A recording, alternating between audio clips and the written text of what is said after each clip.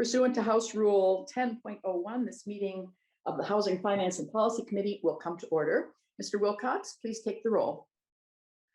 Houseman. Present. Howard. Howard. Tice. Present. Igbaje. Present. Bliss. Present. Gomez.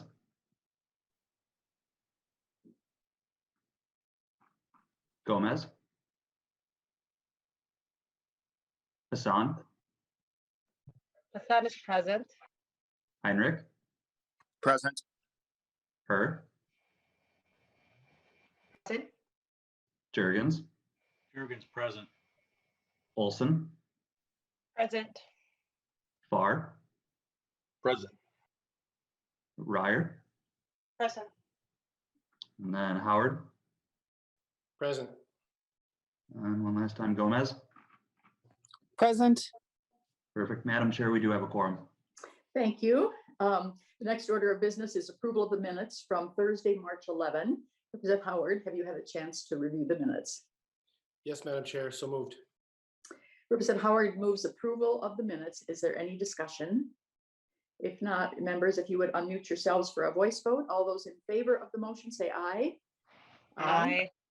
Opposed, nay. The motion prevails and the minutes are approved.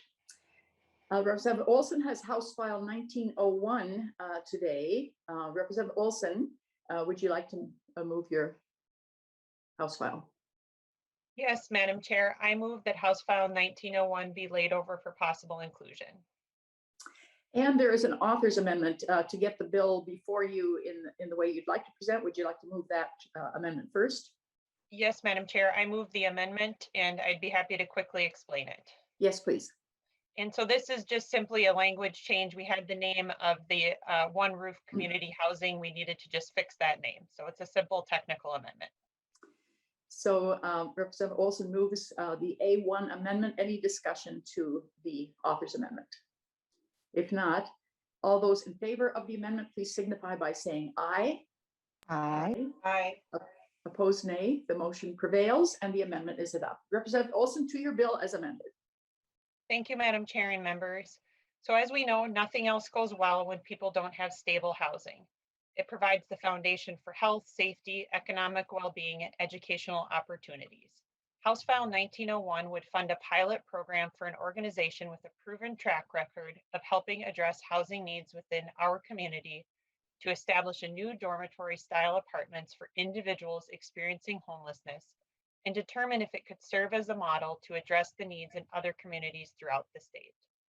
One Roof Community Housing led a months-long process with 10 housing and service providers, the City of Duluth, St. Louis County, architects, and general contractors to devise a new model of developing housing for people experiencing homelessness. This group believes that it can develop the new model for half the cost of a typical state-funded project for people experiencing homelessness. This bill provides $3 million in fiscal year 22 to One Roof Community Housing for a pilot program to build 12-unit dormitory-style apartments to house individuals experiencing homelessness. The executive director of the organization must submit a report to the legislative committees with jurisdiction over housing by January 15, 2023, with details that include the number of weeks from the start of the design to when the building was occupied, the per unit cost of each building, total number of individuals served in each building, any suggested modifications to the design of the building if the model is replicated by other nonprofits and political subdivisions, the viability of the operations and service provisions in the building. And so that includes the details of the bill. And with that, I will turn it over to my testifiers. I have two, Laura Birnbaum from St. Louis County, Jason Hale from the City of Duluth, and Jeff Corey is here from One Roof Community Housing just to answer questions. So I think we could start with Ms. Birnbaum. I'm just so thrilled to see this bill because I've just always believed that different housing models have to be part of our discussion if we're really going to provide sufficient. And so I'm very encouraged to see someone coming with a different model for housing. So we'll start with Laura Birnbaum. Welcome to the committee. Please identify yourself for the record. Good morning, Madam Chair and committee members. My name is Laura Birnbaum and I work for St. Louis County Public Health and Human Services, supervising our housing and homelessness program team. And I'm pleased and grateful to be with you this morning. Homelessness and housing instability continues to be a barrier with increasing challenges for all households in our community, including singles. As of last week, in Duluth alone, 1,240 households are on our coordinated entry system priority list. Our coordinated entry system is intended to match households experiencing homelessness with housing that meets their needs. Of these 1,240 households, 860 are single households, and over half of them qualify for our long-term homelessness housing support program. This data is significant in itself, knowing that our priority lists do not capture every household that is experiencing homelessness or at risk of homelessness in our communities. If a person qualifies for this program, it means that they have experienced homelessness for over 1 year or 4 times in the past 3 years. It also means that they meet certain income and asset limits, as well as have a disability that limits their self-sufficiency. For example, they may have disabilities related to mental or chemical health and therefore need or would benefit from supplemental services such as medication reminders, help with transportation, making appointments, and connecting to other social services. Without these additional supports and services in place, people risk losing their housing. COVID-19 has shown a light on this. We have seen households who've lost necessary level of support with case managers or mental health providers due to the pandemic, who then have an increased mental health symptoms or substance use, often leading to an inability to follow through on important paperwork related to housing or insurance or SNAP renewals, all of which can spiral and then lead to more increased mental, physical, and chemical health concerns, as well as eviction and homelessness. Clearly, the supportive component and permanent supportive housing is critical. It is also important to note that our housing support program is guided by Housing First principles, knowing that people need a home before they can even start contemplating recovery. Housing First is a recovery-oriented approach to ending homelessness. We know that people are better able to move forward in their life if they are first housed. This is as true for people experiencing homelessness and those with mental health and substance use issues as it is for anyone. Housing is provided first and then supports are provided, including but not limited to physical and mental health, employment, case management, treatment, and community connections. This new model will envelop these principles as well to be able to holistically support individuals when this becomes their home. Housing support is a phenomenal resource, and we are working hard to increase awareness and utilization of it in order to address the needs stated previously. The barrier in our community we often run into is the lack of actual physical housing infrastructure, which is why we are here before you today. We know that permanent supportive housing works and that it is desperately needed. Not only does it support people to maintain their housing, often breaking the cycles of homelessness and poverty, but it also improves health and quality of life. The new model will provide a home, supportive services, and be able to build community based on needs, interests, and strengths of residents. Not only will this benefit the individuals who will live here, but our community as a whole. If House File 1901 passes, it will provide the funding needed to make this project a reality. This project builds upon our strong community partnerships and offers an example of how our relationships with housing and service providers, along with your support, can bring a piece of the solution to end homelessness. We have a shared goal, and we know we can't do it alone. This concludes my remarks. Thank you for your time today and the work you do to support our communities across the state. I will stay on for any questions that you may have as well. Thank you. Thank you for your testimony. And now we have Jason Hale from the city of Duluth. Welcome to the committee. Please identify yourself for the record.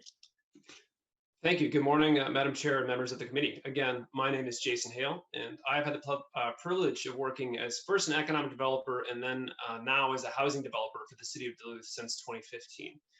During my time with the city, I've gained a deep appreciation for the interdependent relationship between housing and economic development. Without affordable, accessible housing, employers continue to have difficulty retaining and recruiting talent. And without a healthy local economy, businesses have a hard time paying the wages that are required to obtain that housing. I imagine it will be no surprise to the committee to hear that Duluth is experiencing a housing shortage issue. So like much of our beautiful state, Duluth housing market is increasingly tight. So for example, in 2020, the median time on the market for a single family home in Duluth was 7 days. Well, the solution seems simple: to relieve pressure on prices from high demand, just increase the supply. Unfortunately, as we know, the cost of material and labor render this less simple than it sounds. Building was expensive before the pandemic, and particularly so in Duluth. We share the same cost challenges as other Minnesota communities, but we also must contend with steep hills, bedrock, wetlands, and a rather large lake on our eastern border, not to mention a pretty short building season. We can celebrate that the end of the pandemic is in view, and we should, but the housing crisis will not go away when we return to whatever normal looks like. Safe, stable housing is a key determinant for improved health outcomes, access to employment, and greater financial stability. This is increasingly important for those facing barriers to obtaining housing. We need housing of all types across all price points right now, but the most acute need is for those earning very little or nothing, especially those in our neighborhoods struggling with homelessness. While we have access to some tools and resources to help encourage and develop more affordable housing, the truth is they're simply inefficient to address the need. For example, the low-income housing tax credit project, which we're all familiar with, is critical, but there are not nearly enough tax credits available to fund the applications that Minnesota Housing receives each year. Even when projects are funded through the LIHTC program, it can take 3 years to complete.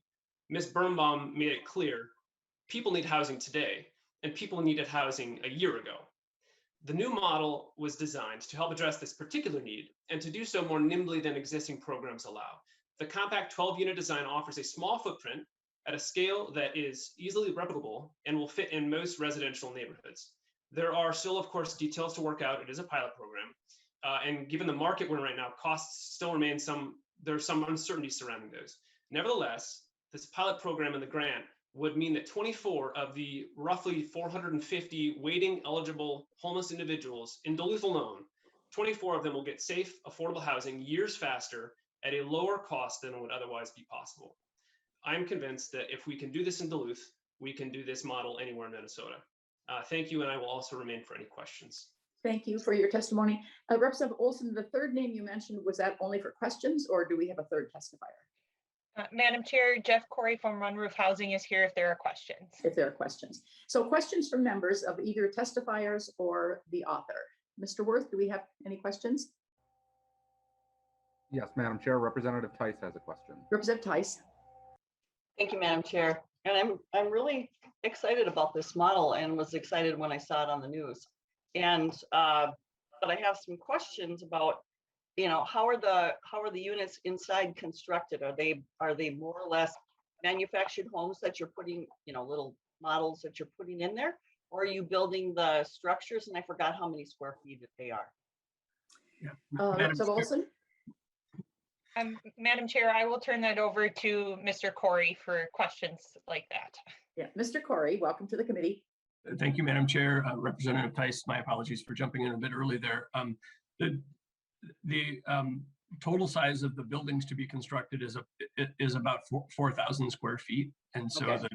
Each unit will be quite small. Think of a typical dormitory room with a shower, sink, small kitchenette, bed, aesthetically designed so that they feel good, but also super durable. And then the construction we're contemplating presently is stick-built construction. We are open to exploring modular with future rounds of the project, but it seems that the most useful way to start is to just do the stick building. It's new enough just as it is without adding one more wrinkle to that. So, Representative Tice. Thank you, Madam Chair. And Mr. Corey, I really appreciate that because, I think it's this whole model just really is really cool for the dormitory living. And I'm hoping this summer to go to Kansas and they have a community that is all smaller homes, but it's veteran driven and it's just really a cool thing. And I think having folks together as supports really works out very, very well. I'm just looking at my notes here. So if we were to do this, and we'll just have one in, is it Minneapolis? And Duluth. So how much time do you think before you can have it up and running? Mr. Corey. I believe we should be able to be, shortly after the funding award, we could move into design. So it kind of depends on the timing from that. But I think if, assuming a May funding decision, or we probably could be through design within about 90 days and potentially into construction this fall.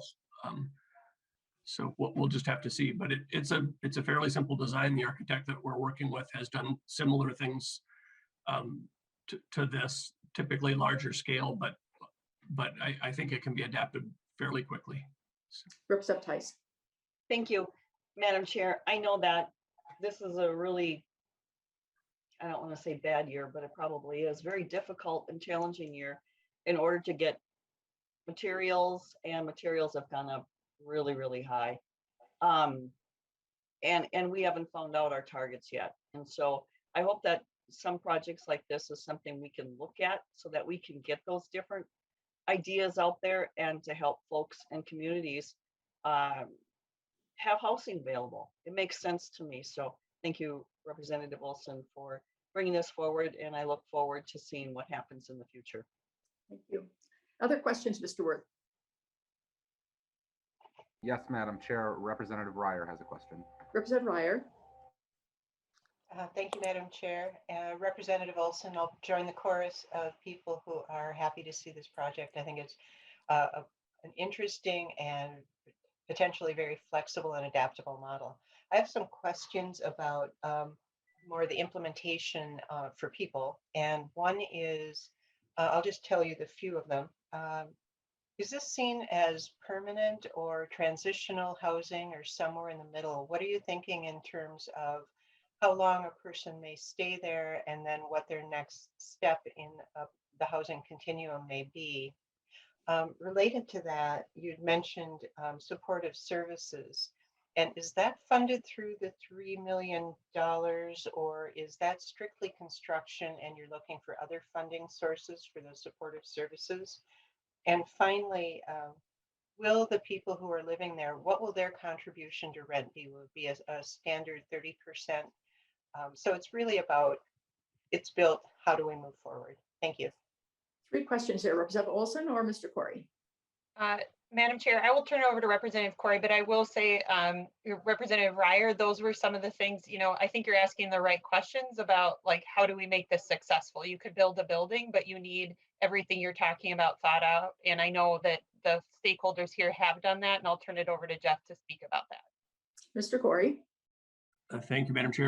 I don't know if you caught all 3 questions. I think I did. Yeah. So the first one was relative to the term of tenancy for the folks that would be living in the buildings to be constructed, right?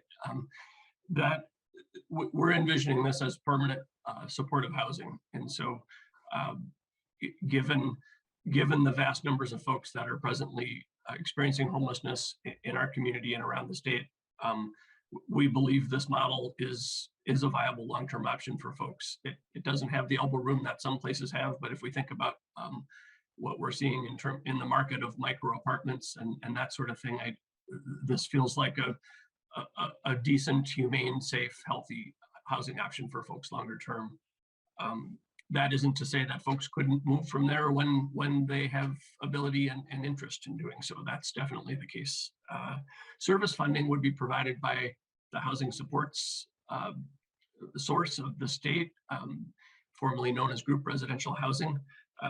Interestingly, that also will provide the rental assistance that folks will need to be living there. So in order for tenants to be living at the place, at these buildings, they will rely on the housing supports program for the rent assistance and their service provision.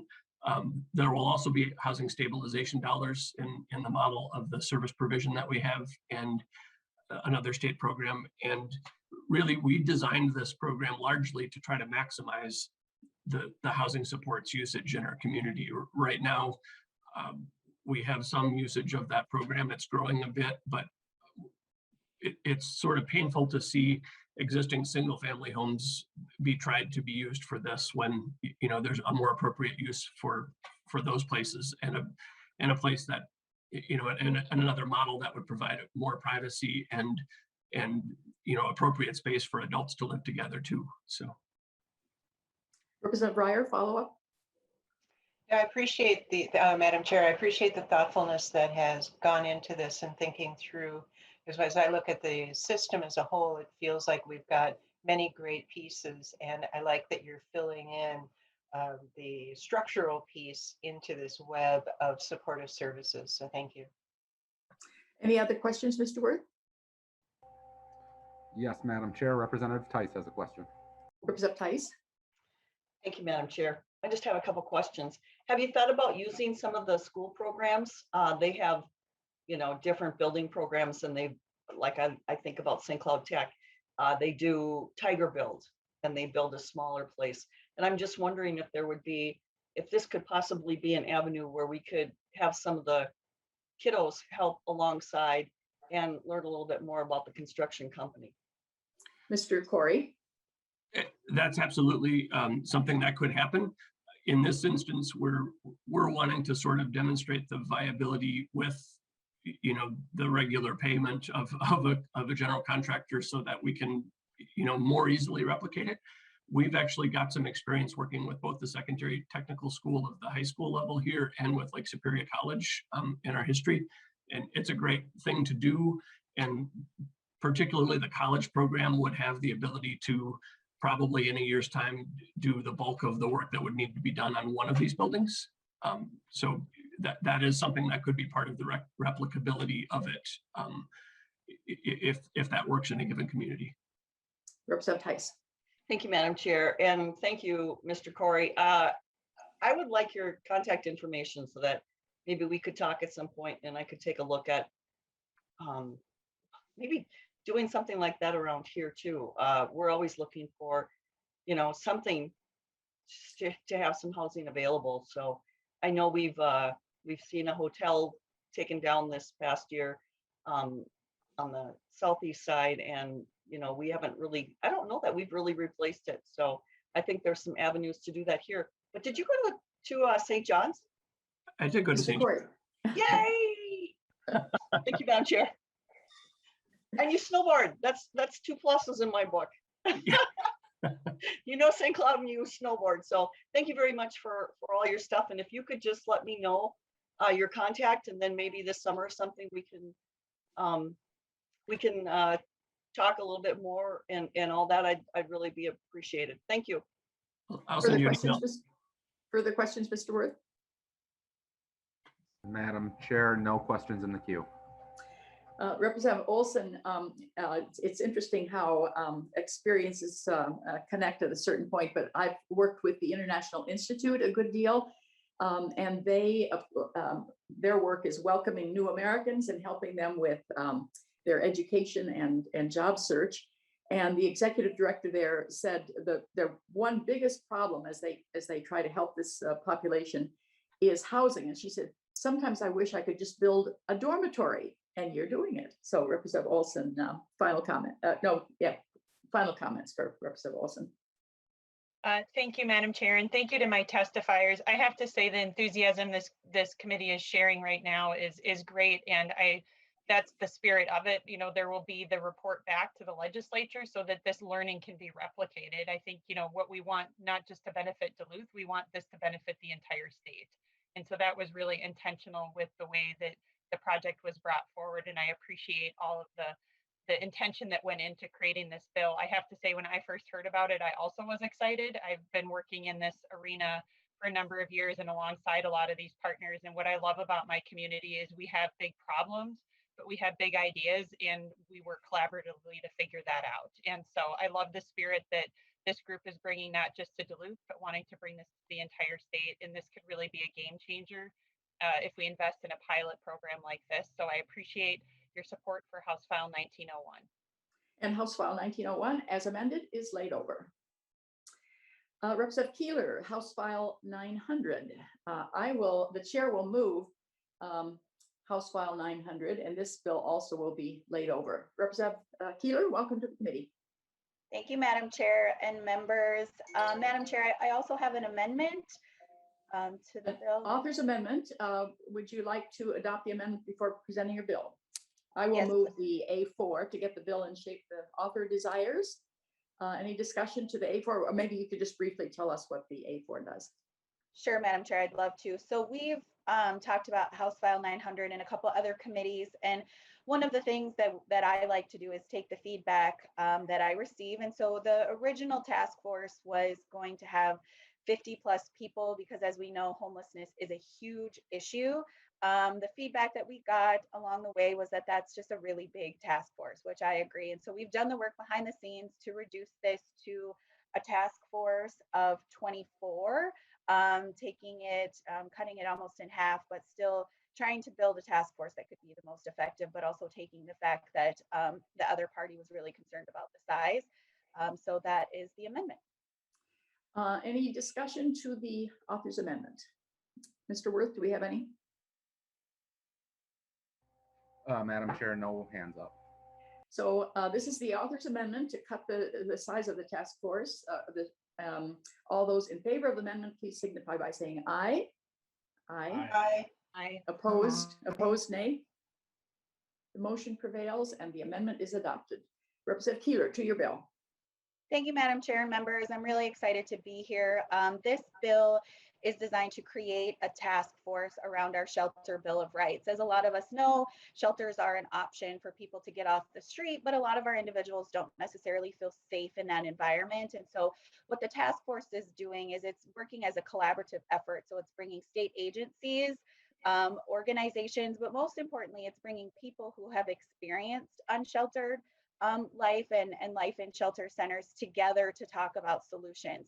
What we've done is we've created an outline to have an initial report and a final report. The idea is that these are in timeline for us to hopefully look at opportunities that we can look at new legislation to put into play.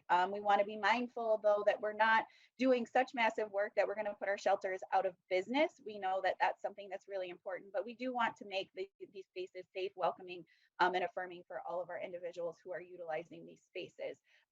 With that being said, I am going to pass it over. I have a couple testifiers with me today, Madam Chair. I will pass it over to them. Thank you. Thank you.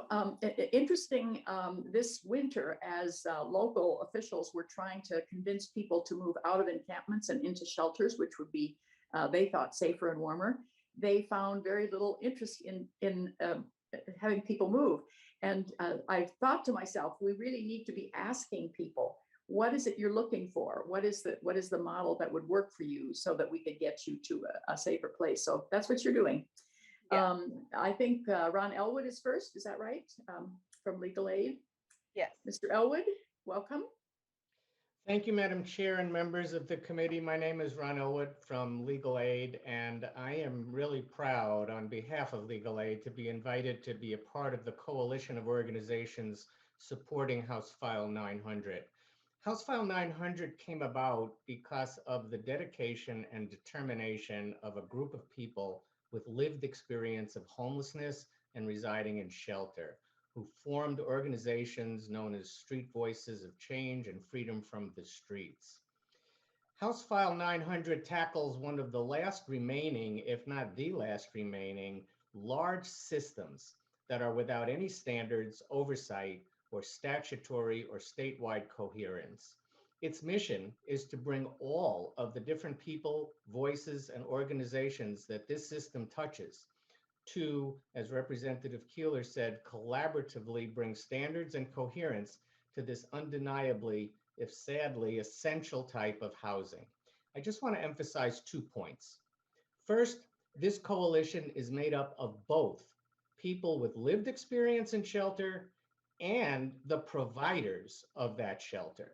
And as such, there is a shared understanding that there is the need to develop a set of uniform standards and rights for those experiencing homelessness and residing in shelter, but also an equal need to ensure that there are sufficient resources for shelter providers to comply with any new standards, and a common desire to ensure, again, to emphasize what Representative Keeler just said, that there is no unintended consequence of forcing shelters to close. Second, there is a universal recognition that shelter may look different in greater Minnesota, suburban Minnesota, and in the Twin Cities.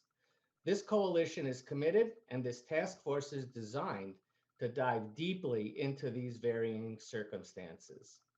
Finally, Legal Aid, again, is privileged to be working with a host of groups, the Coalition for the Homeless, NAMI, Align Minnesota, Catholic Charities, Partners for Affordable Housing, Central Lutheran Church, Churches United, MICA, and Homeless Helping Homeless on this bill. I want to thank Representative Keeler and Representative Gomez for their strong leadership on this issue, and I appreciate the time. I'd like to turn it over to my colleague, Tyra Thomas. Thank you. Tyra Thomas, welcome to the committee. Thank you, Madam Chair, and the committee for the opportunity to speak today. Representative Hausman, I want to thank you especially when you talked about shelter saving lives. That is true. Is very much true. I stayed in an abandoned house in North Minneapolis, and I'm born and raised in South Minneapolis because I didn't know where to go. And then I ended up in couch-to-couch situations where it was sexually abusive. And then I went to shelter, and I still experienced sexual harassment as a African-American woman in shelter, and I was paying for that service. I didn't know who to talk to about going to housing. No one in the shelter talked to me from a housing case management on options or understanding what needs I had for to fit my needs as my individual person. And everyone is complicated. I met many people along the way that were men and women who were separated from their families because they didn't have appropriate housing and child protection took them. So the complication of coordinated entry in shelters is really deep. And the task force would have that conversation with lived experience at the table to navigate those deep and complicated individualized situations. And for us to be one of the coldest states in the country and in some parts of the year, we experience all 4 seasons to the fullest. I really feel we need together to find a way to keep people out of inclement weather and give everyone an opportunity at the best of after we've saved that life, that we take care of that life. The standard of care that we're talking about is based on Street Voices of Change, Shelter Residents Bill of Rights, that we put together over the course of 4 years, a lot of loss. When I think about George Floyd, he worked at a shelter. He came here homeless. And I often wonder what his thoughts are today. So I stand here today in solidarity, in honor of all the lives lost during being homeless, and that we can together set a standard of care that can recognize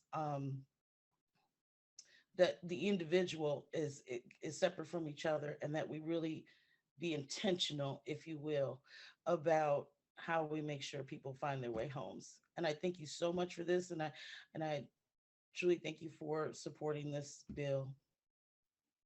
Thank you, Ms. Thomas, for your testimony. Melissa Carlson from Partners for Affordable Housing, welcome to the committee. Please identify yourself for the record.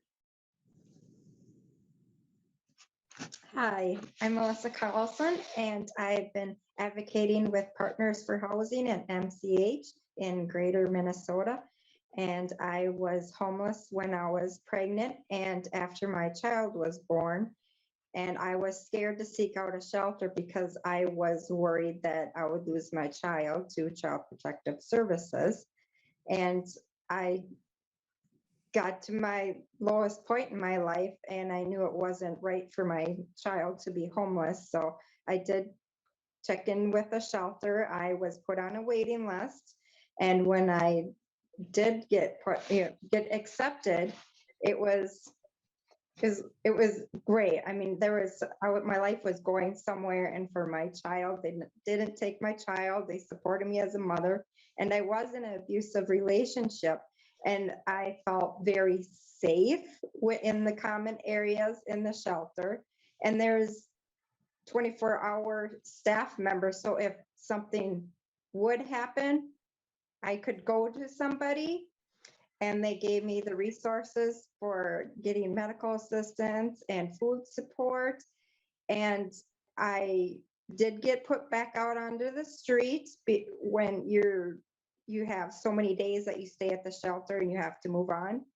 And I did get thrown back out on the street because I was very vulnerable and somebody scanned me on an apartment.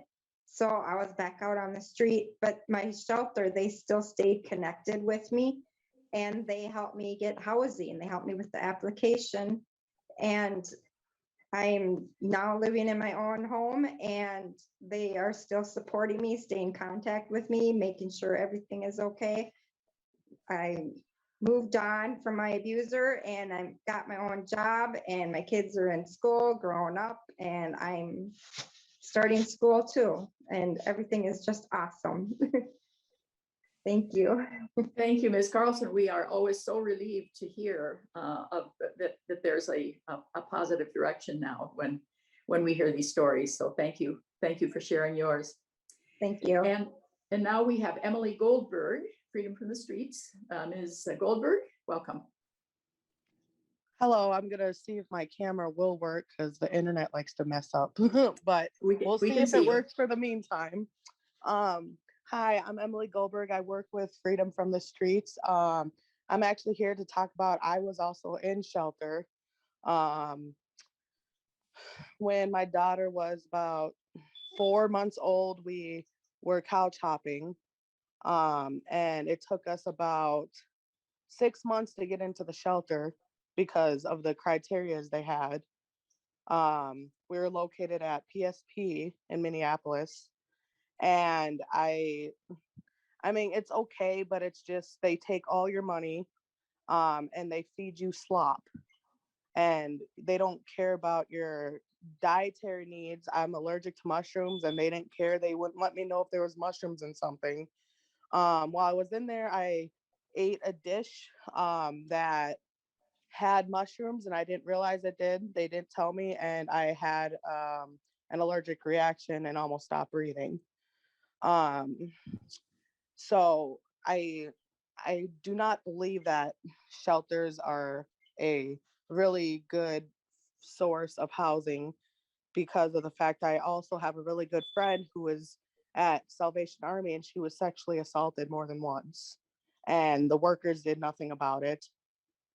She herself had to go to the hospital and contact law enforcement for it, and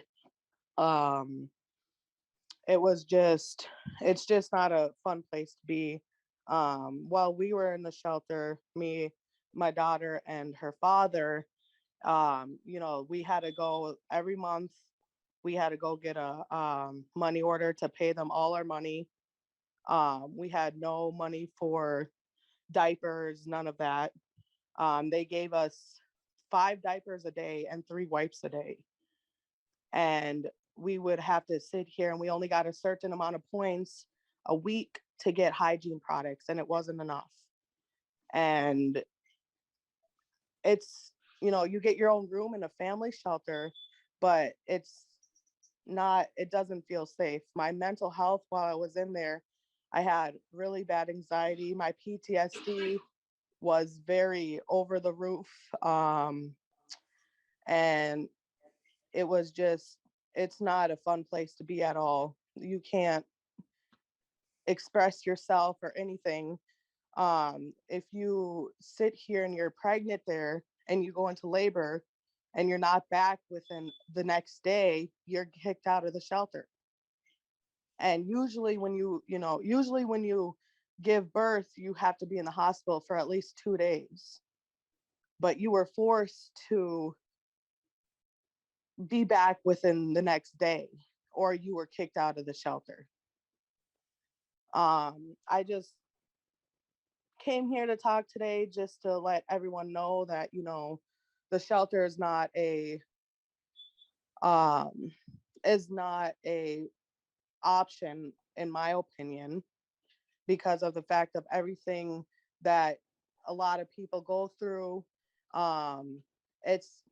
Shelter is temporary. They set you up with a program, but it's not long enough for you to get stable. It's not nearly as long enough for you to get stable. So basically you get on a program and like, okay, that's it, bye.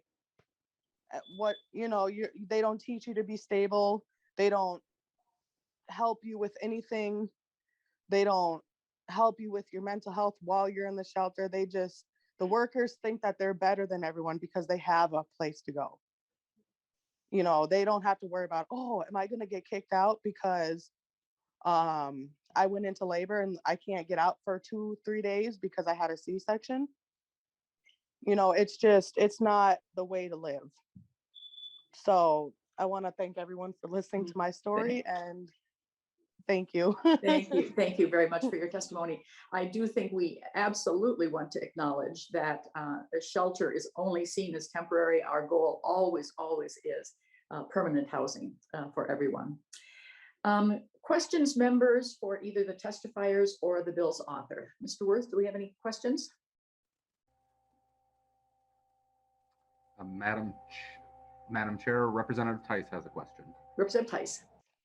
Thank you, Madam Chair. I just have a few questions, basically about how we're going to go forward. Seeing how much money we have with a lot of these projects, when are the targets coming out? Do you know? I think it is March 24th. Mr. Worth, I think you got a confirmation of a date, right? They should be available by March 24th, yes. March 24th, yes. And then we'll start our real work. We obviously have hopes for a robust target, but we will see what that is, and then we'll begin our hard conversations. Thank you, Madam Chair. And I guess my second question was, when are we going to start building the bill? And that'll come after that. But I just want to say that it's really been,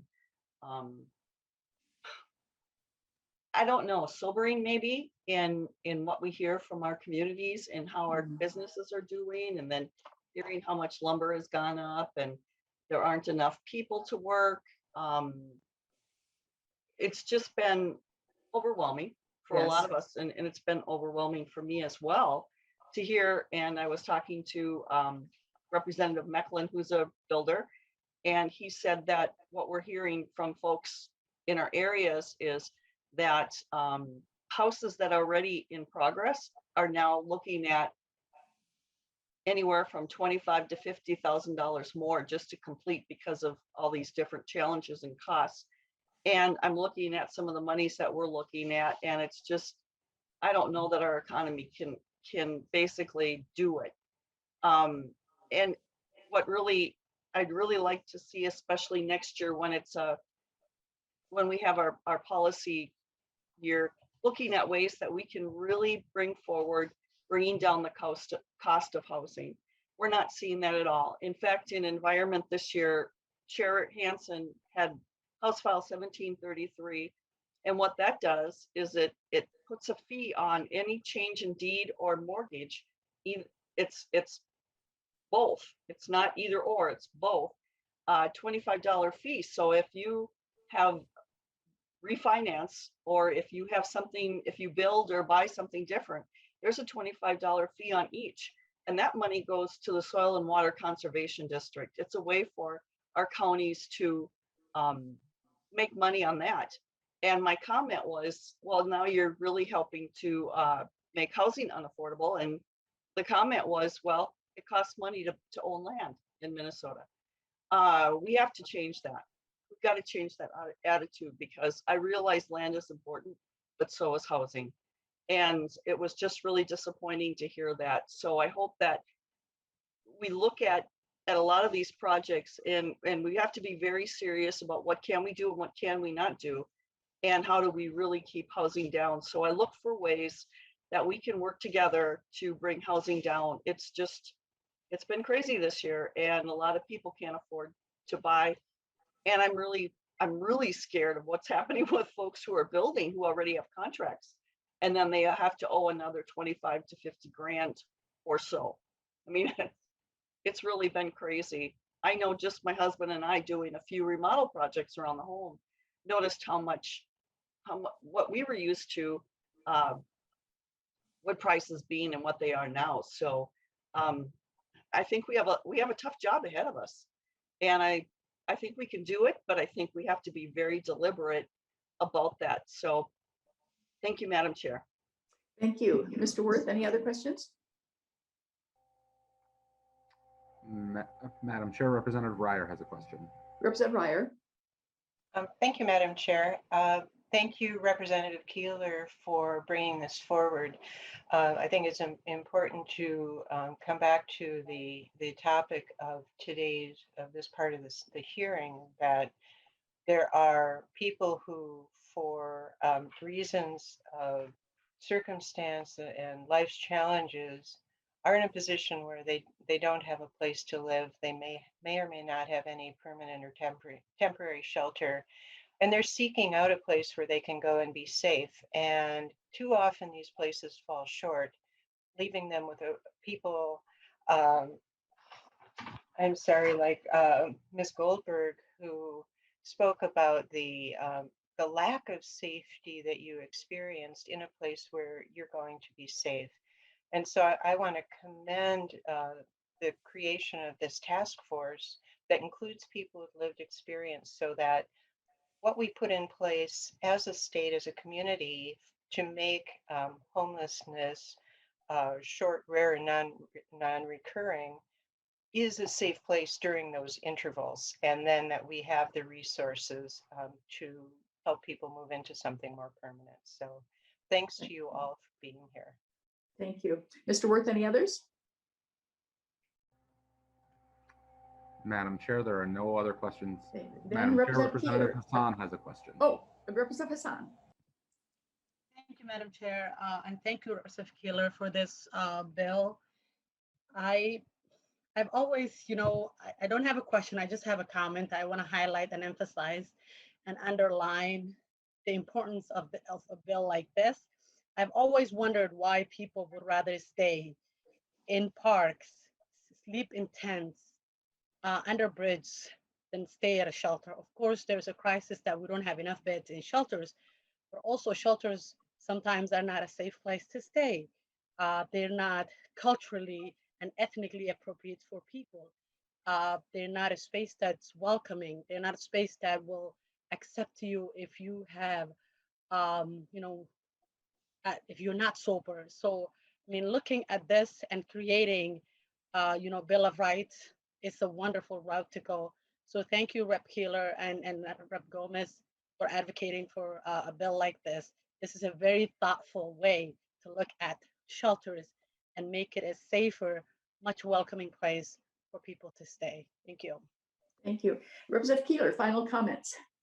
Thank you, Madam Chair and members, for listening, but also thank you to the testifiers. They've been doing this along the way. They are sharing extreme hardships that they've experienced in their life, and that's not easy in this format or in front of us, quite frankly. And so thank you for your courage to continue to show up, because I really believe that when we hear the human side of this, we see the investment, and that it's worth it. And so I appreciate all of you for the time that you've given us, and continue to move forward in this effort. Thank you. Thank you. And behind you, we see this wonderful advice to all of us: work hard and be nice to people. Yes. Thank you for being with us. And now, members, we have, and this House File 900 as amended is laid over. And now we have House File 1860, Representative Reyer. Thank you, Madam Chair. And I do have an amendment. And first of all, you have to move the bill. I'd like to move House File 1869 to be laid over. Okay, and then an author's amendment? Yes, Madam Chair. Author's amendment A1. Yep. You're moving that? Yes, thank you. Representative Reyer moves the A1. You want to just let us know what the author's amendment does? I sure would. Thank you, Madam Chair.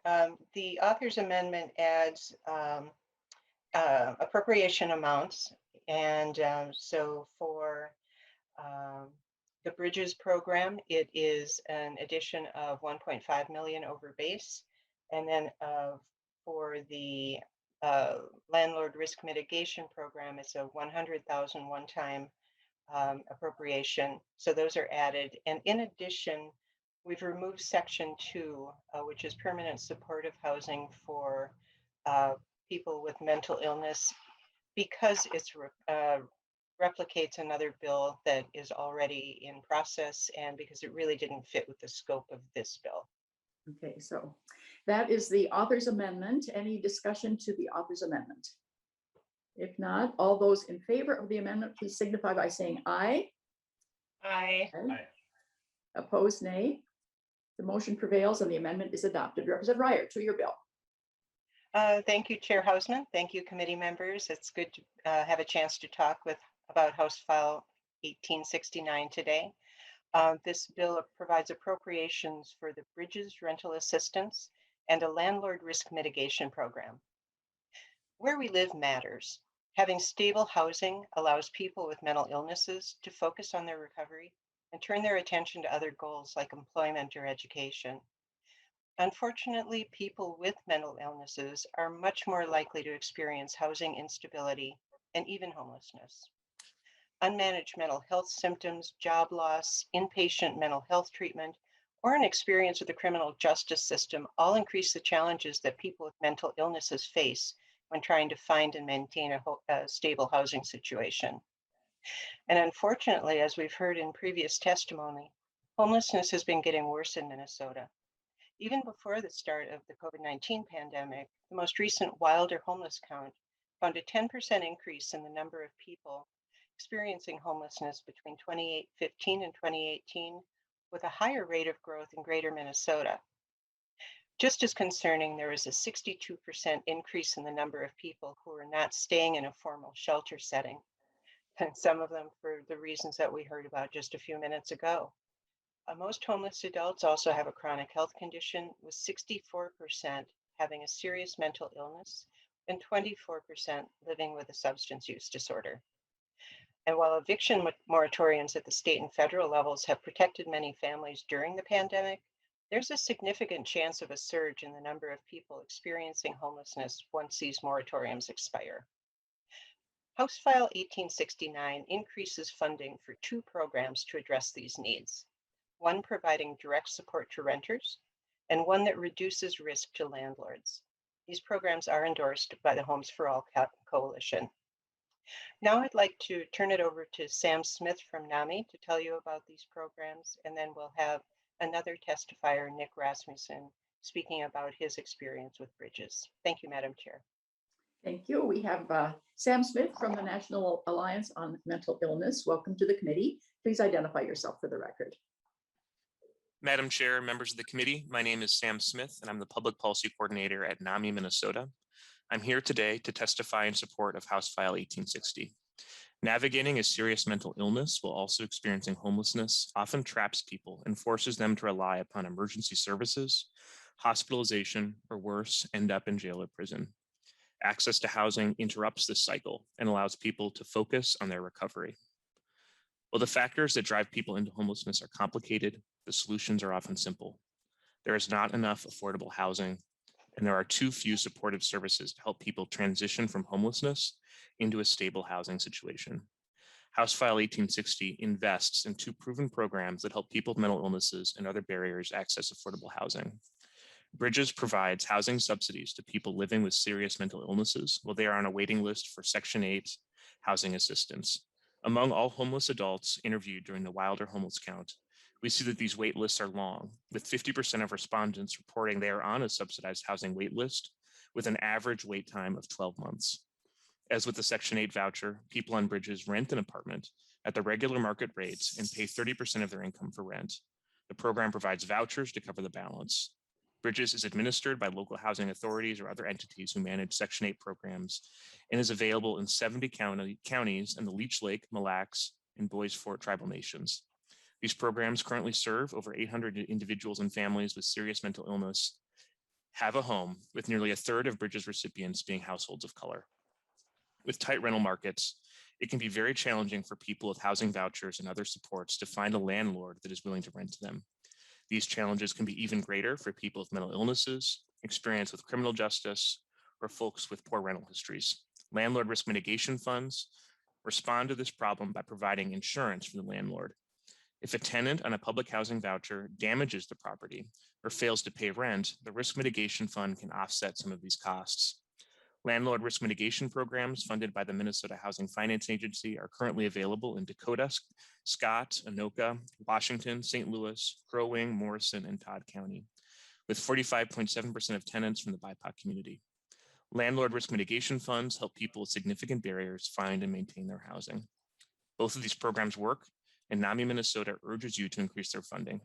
Thank you for your time and support of people with mental illnesses. I'm happy to answer any questions. I have to tell you my experience with these evenings that NAMI arranges in our districts. NAMI brings clients together or family members and then invites the legislator in the area to hear their stories. And I can just remember this powerful experience this one evening where we're sitting in a living room and we went around the room and everyone told their story. And without exception, housing was the issue that was the thing that didn't enable them to get to a better place. One person in the room, one person had stable housing, and he credited that with years of a stable life. So that defining issue in helping to get to a better point in your life it just came so powerfully home that night as I listened to their stories in that living room. So thank you, NAMI, for arranging those opportunities for us. We now have Nicholas Rasmussen. Welcome to the committee. Please identify yourself for the record. Hello, my name is Nicholas Rasmussen, and I reside at 6953 West 140th Street in Savage, Minnesota. Welcome. Thank you. I was a software engineer and entrepreneur. I worked often and slept little. In 2013, I experienced a psychotic break. It was 36 months from the onset of symptoms before I received the treatment I needed. During the interim, I had repeated contact with law enforcement, the judiciary, community members, and healthcare workers. Prior to getting the help I needed, I consumed massive amounts of resources for no real benefit to anyone. When my illness was finally identified and I received the hospitalization I needed, my illness had progressed to the point where I spent 2 months in a psychiatric unit at Abbott Northwestern Hospital at a cost of $176,525.40. I then spent approximately 2 months in an IRT center. I don't know how much that cost. While in the hospital, my home was foreclosed on. I was very fortunate that I was able to convince family members to move some of my things out of my house before the bank took it back, or I would have no longer had any possessions. On discharge from the hospital, I was homeless. I'm very fortunate that I had an adult mental health caseworker assigned to me, as he was able to make arrangements for me to reside in Scott County's transitional housing, which in this case was a duplex owned by the county. My relationship with my family had deteriorated to such an extent they were no longer willing to offer me a place to stay. Again, I was very fortunate that my case manager was able to get me a Bridges voucher, which gave me 60 days to find housing and would subsidize my rent. After much difficulty, we found a landlord who would work with the voucher in my now bad credit and criminal history. Without the Bridges voucher, I believe I would have ended up in a homeless shelter. Unfortunately, the Housing Choice voucher is not a readily available source of housing support. In Scott County, the waiting list, which recently opened up for about a week, had been closed for 14 years. Thank you. Thank you for your testimony. It's always so helpful to hear people willing to tell their story to help us understand the complexity of the issues before us. Members, do we have questions of the bill's author or testifiers? Mr. Worth, do we have any questions? Madam Chair, there are no questions in the queue. Representative Reyer, to your bill. Thank you, Madam. Thank you, Madam Chair. First of all, thank you, Mr. Rasmussen, for sharing your story. It's powerful. It's so touching. I'm kind of recovering myself from the emotion of knowing and having it brought to life the importance of what we're doing here today. Because we have a great opportunity here. We can step up, we can address disparities in housing access, we can address the needs of people like Mr. Rasmussen and so many others who are counting on the state. So I'm asking you and hoping for your support to increase these appropriations. And I thank you all very much. And we're all eagerly waiting for that target to come out on March 24th when we can make some of these decisions. So thank you, Representative Reyer. House File 1860 as amended is laid over. Our next meeting will be on Thursday, March 18 at 10:30 a.m. There being no other business before us, we are adjourned.